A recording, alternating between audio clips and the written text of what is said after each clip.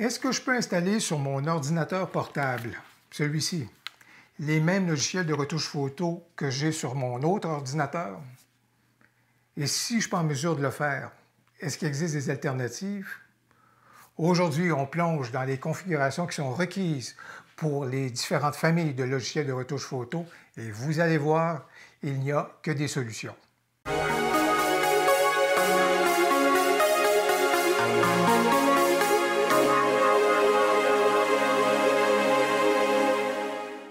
Bonjour, mon nom est Louis Lavoie, je suis l'auteur du blog et de la chaîne fairedelabelephoto.com, une chaîne qui s'applique à partager avec vous des trucs, des conseils, des astuces, de même que des découvertes afin que vous puissiez progresser dans votre cheminement photo.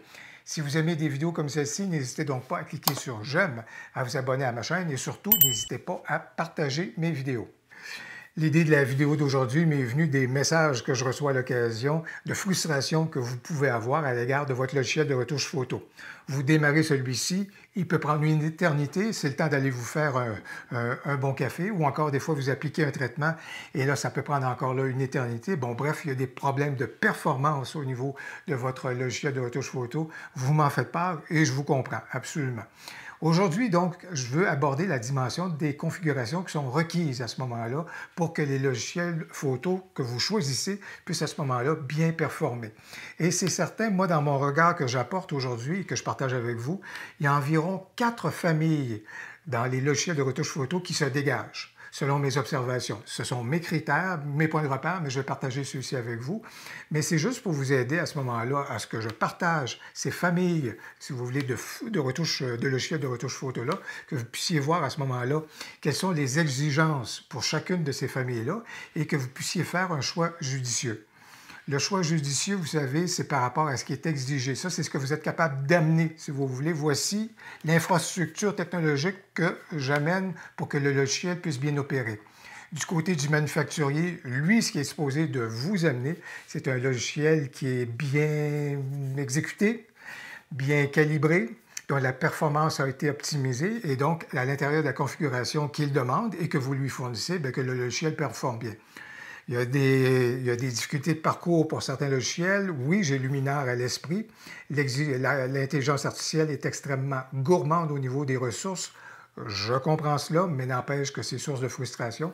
Mais on pourra y revenir en temps et lieu. Donc, c'est pourquoi aujourd'hui, je partage avec vous, donc, essentiellement, ces 4 familles donc, de logiciels de retouche photo pour que vous puissiez voir les configurations qui sont requises pour chacune de ces familles.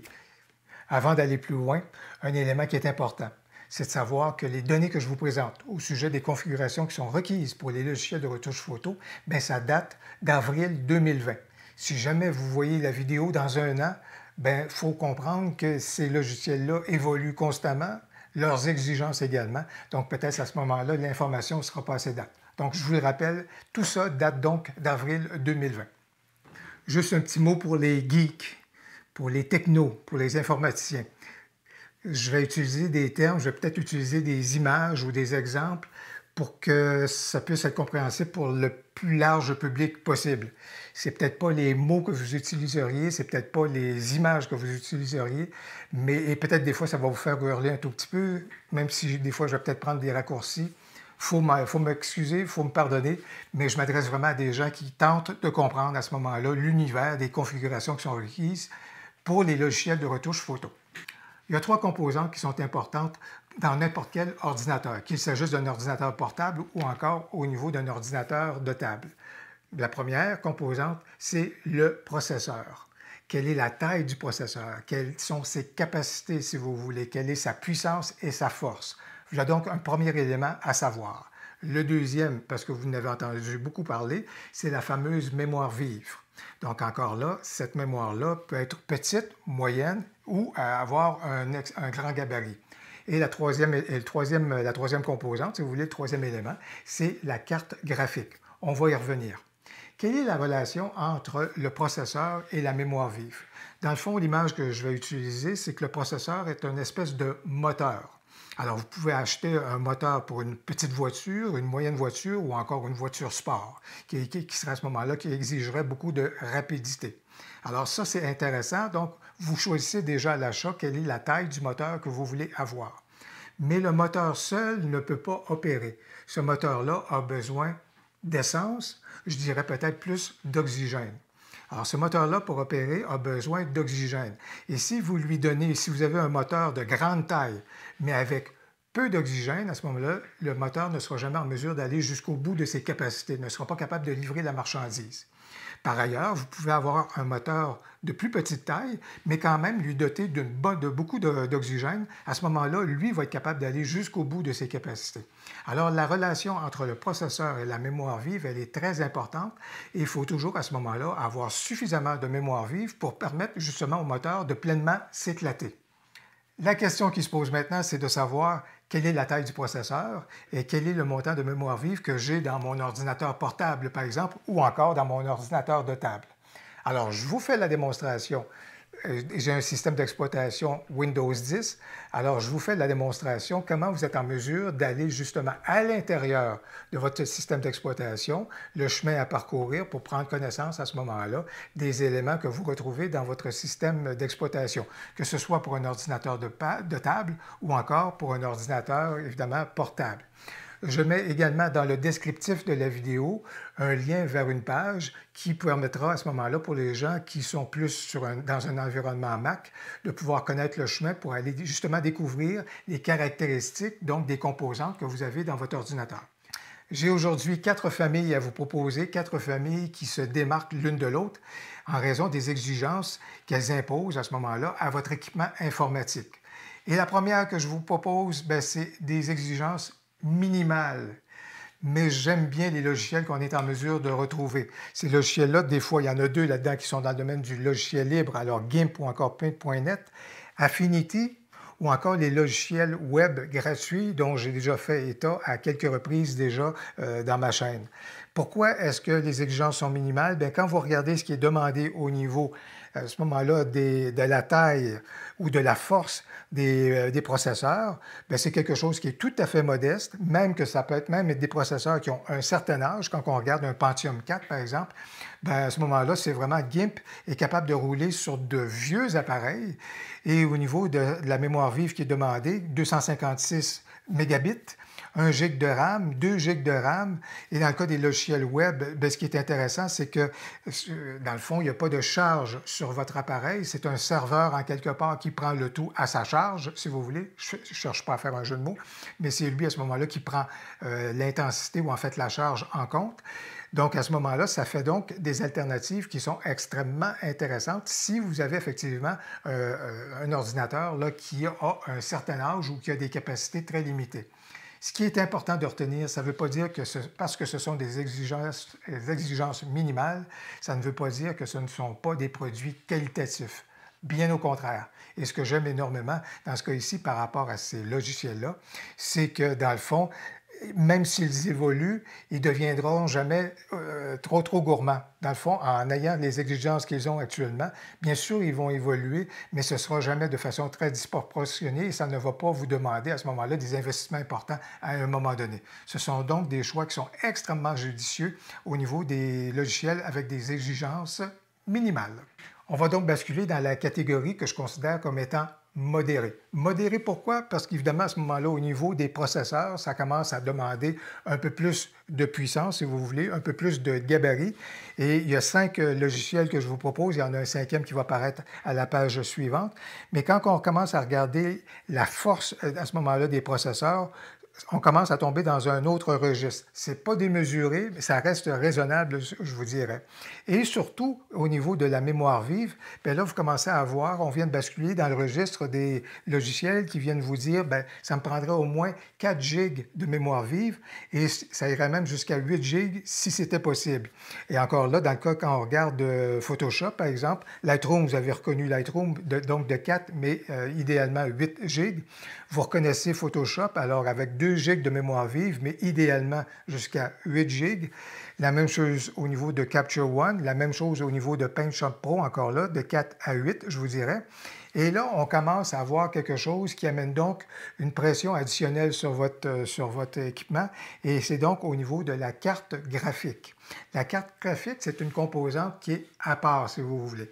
Lorsqu'on n'a pas de carte graphique dédiée, à ce moment-là, c'est le microprocesseur de votre ordinateur qui prend à ce moment-là la fonction de carte graphique. C'est lui qui va faire office de carte graphique. C'est tout à fait correct. Ça ne fait pas en sorte que vos photos soient moins bien rendues ou mieux rendues, etc. C'est pas ça du tout. Vraiment, vous allez avoir un aussi bon rendu, si vous voulez, dans un logiciel de retouche photo que dans un autre, si vous utilisez la carte graphique à même votre microprocesseur, que d'avoir une carte graphique qui est complètement dédiée. Par contre, pour opérer, ces logiciels-ci viennent donc nous dire, j'ai besoin d'avoir une carte graphique qui va s'additionner donc au niveau de ces éléments-là. Et c'est ce que vous retrouvez actuellement quand vous voyez au niveau que ce soit Lightroom, Photoshop et particulièrement PaintShop Pro, bien là, vous avez des exigences quant à ces éléments-là. Ce qu'il faut comprendre également, c'est qu'au niveau de la carte graphique a besoin de mémoire vive, elle aussi. Et elle ne vient pas puiser dans le bassin de mémoire vive que vous avez déjà. Elle a besoin d'avoir sa propre mémoire vive, qu'on appelle assez souvent de la VRAM. Alors, et cette VRAM-là, ou cette RAM-là, cette mémoire vive-là, elle est à l'intérieur de la carte graphique que vous allez acheter. Et ce qui est important, c'est de bien acheter le bon montant de mémoire vive, parce qu'à ce moment-là, les prix varient. Alors, vous pouvez acheter une carte graphique avec 2 GB de mémoire vive, il y en a avec 3 GB de mémoire vive, il y en a avec 4 GB de mémoire vive, et malheureusement, dans le cas de la mémoire vive, c'est que vous ne pouvez pas acheter de la mémoire vive additionnelle pour l'ajouter à votre carte graphique. Ça vient, c'est un tout en un. Alors déjà à l'achat, il est très important à ce moment-là d'acheter vraiment une carte graphique qui aura le bon montant de mémoire vive selon l'exigence du logiciel que vous visez ou que vous aimeriez pouvoir héberger éventuellement. Et je complète le tableau des logiciels de retouche photo que j'ai recensés, si vous voulez, dans la famille donc des exigences modérées avec DxO Lab, comme vous pouvez voir. C'est donc un logiciel propriétaire et dans ce cas ici, encore là, au niveau du microprocesseur, on a besoin de commencer à avoir quelque chose qui est assez musclé, je vous dirais, encore une fois, de 4 à 8 GB de mémoire vive. Et encore ici, dans ce cas ici, on vient dire à ce moment-là une carte graphique qui a donc une mémoire vive qui est donc de tel niveau, si vous voulez. Et quand on commence à parler de OpenGL, c'est un protocole donc qui est important au niveau de la modélisation. Et assez souvent, l'OpenGL, c'est un protocole qui est venu avec des logiciels qui étaient, je le disais, dans le domaine de la modélisation, mais assez souvent dans le domaine de la modélisation 3D. Or, justement, le jeu qu'on joue à ce moment-là sur nos ordinateurs, bien, c'est tout dans le domaine de 3 dimensions. Alors, c'est pourquoi c'est un protocole qui est exigeant. C'est un protocole qui est là justement pour modéliser et apporter une 3e dimension. Et voilà donc quelque chose sur lequel les logiciels de retouche photo prennent assise de plus en plus. Et vous allez voir que c'est là énormément pour ce qui est des logiciels qui ont des exigences élevées et très élevées. La carte graphique, c'est définitivement un élément qui est extrêmement sollicité. On va donc passer à la catégorie donc, des exigences qui sont élevées. Mais dans ce cas ici, les exigences portent donc sur le processeur, la mémoire vive et la carte graphique. Et quand vous regardez ça, là, vraiment au niveau, par exemple, des processeurs, bien là, on demande certains standards qui sont assez élevés. Ici, je regarde entre autres, et là, vous reconnaissez dans la première colonne Luminar, la deuxième On1, Capture One ou encore Aurora HDR. Bien, dans le cas de Luminar, on demande ce qui est un des meilleurs microprocesseurs au niveau de sa capacité, c'est-à-dire par exemple i7.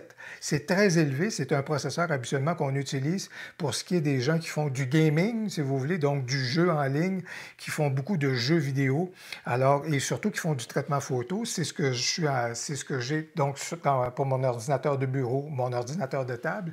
J'ai donc un i7 parce que je fais du montage vidéo. Alors c'est donc pour vous dire l'exigence qu'on peut avoir lorsqu'on vient dire que ça me prend tel genre de processeur. Ça veut donc dire qu'on demande un moteur à très haute capacité. Et également, dans le cas de Luminar, on dit que ça me prend au moins 8 GB de mémoire vive. C'est énorme. Et idéalement, si vous pouvez monter à 16, je vais le prendre. Idem à ce moment-là pour ce qui est de On1, quand on regarde là jusqu'à 16 GB de mémoire vive. Capture One est également dans le registre un gros registre de mémoire vive. Et puis Aurora également, à ce moment-là, minimum 8 GB de mémoire vive et encore davantage. Et encore là, dans ce cas ici, au moins avec, dans la plupart des cas, ici un processeur au moins i5 au niveau de Intel, par exemple.